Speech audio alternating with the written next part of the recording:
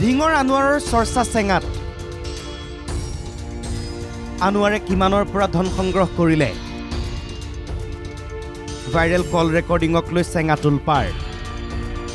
যোৱা পঞ্চায়ত নিৰ্বাচনত কংগ্ৰেছ বদনামী হ'ল পঞ্চায়ত নিৰ্বাচনৰ টিকটৰ নামত কংগ্ৰেছৰ কেইবাজনো নেতাই ধনৰ লেনদেন কৰা বুলি অভিযোগ উত্থাপন হ'ল ইয়াকে লৈ কংগ্ৰেছে বহুবাৰ স্পষ্টীকৰণো দিলে এইবাৰ চেঙাত বিয়পিছে আন এটা কল ৰেকৰ্ডিং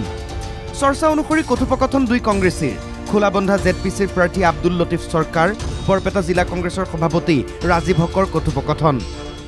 আমার সাথে ঠকাইছে আনোয়ার ওই যে আপনি এপিসিসির সেক্রেটারি যে এই যে ধিং আনোয়ার অতীত এই যে সম্পূর্ণ কইছিল ভুবন বড়ার সাথে লাইন ভুবন বড়া জানেই না কত নিছে ও 15 লাখ ওই আনোয়ার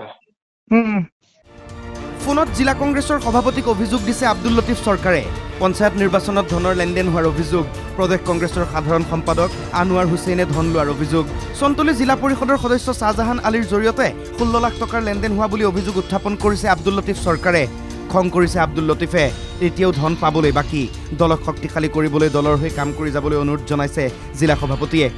বেজালে পড়ছিলেন যাই নয় কারণে অগরে উদয়রানের পয়সা দি তুলুন আর বাদ বাকি জেলা কংগ্রেসে আমার হাতে ভবিষ্যতে কাম করবেন একলগে হ্যাঁ